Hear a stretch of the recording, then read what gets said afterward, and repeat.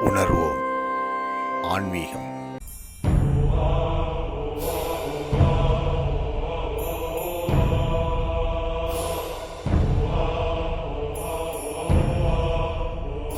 பூவார் சென்னி மன்னன் எம்புயங்கப் பெருமான் சிறியோமை ஓவாதுள்ளங்கலந்துணர்வாய் உருக்கும் வெள்ளக்கருணையினால் ஆவா என்னப்பட்டன்பாய் ஆட்பட்டீர் வந்தொருப்படுமின் போம் காலம் வந்தது காண் பொய் விட்டுடையான் கழல் புகவே.